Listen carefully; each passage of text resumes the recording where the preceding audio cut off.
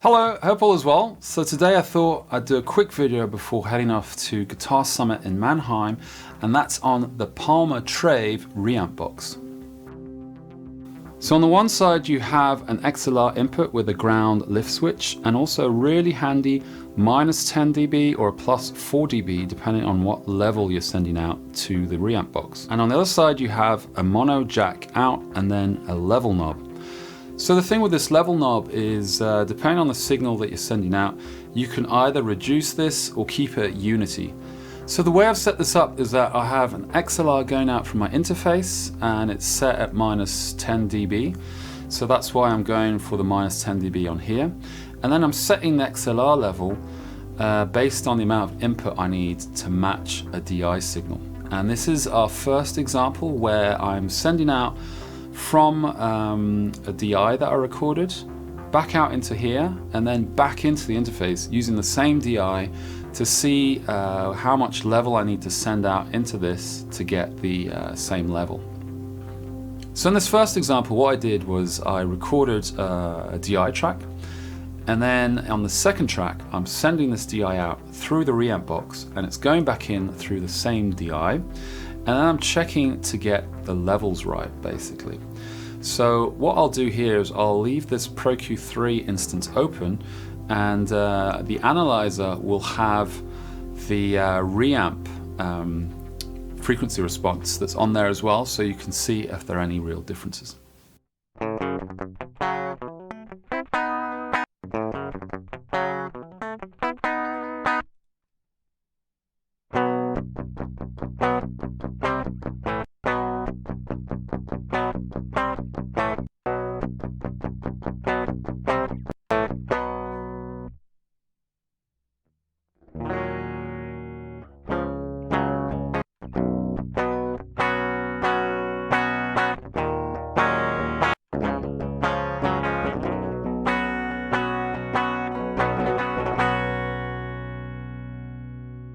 So the reason for me of doing this is really to check the levels to make sure that I have pretty much the same level going out of the reamp box as I would from the same guitar going into the interface through the DI. And I'm doing this so that I can send, or I can double check that I'm sending the right amount of level, simulating the guitar going into an amp. And that's our next test here. So I took a quick portion of that DI of me destroying a Van Halen riff and sent it into the amp, and then compare that to me plugging straight into the amp.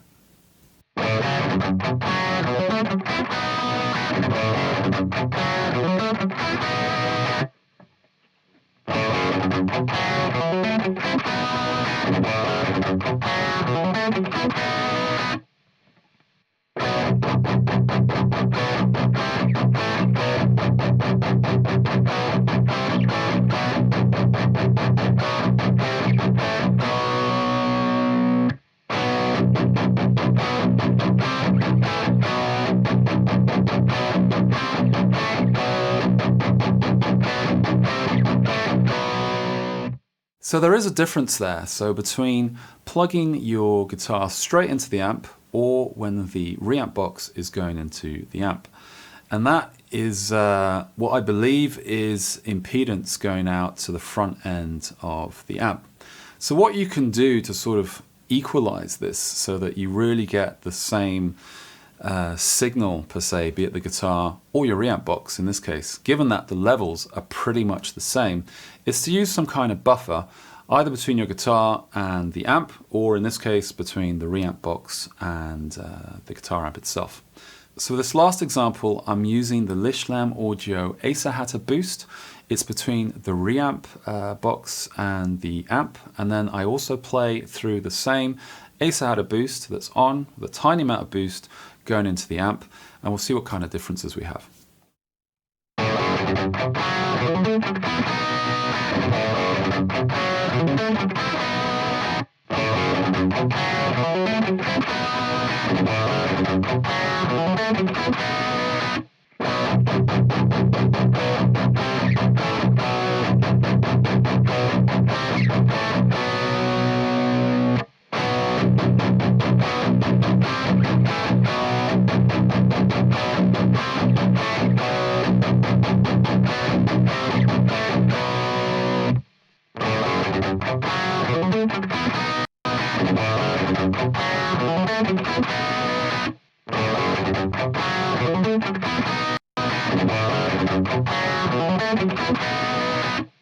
So there are still kind of minor differences, but the general tone is a lot closer and it's pretty much the same, barring a few maybe differences in terms of level. So this small box gets a huge thumbs up from me. I was curious about which Reamp'd boxes to try, and this is under 100 euros. It's around 85, 90 euros or thereabouts. And it had the features that I was after, i.e. having a -10 or a +4 dB switch on the XLR input here, ground lift of course, and a level knob here in case I needed to use it.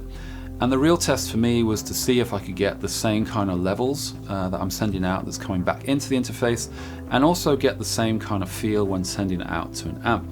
Specifically with neural amp modeling in mind and capturing tones, which is a series of videos that I just started that you can check out here if you feel like it.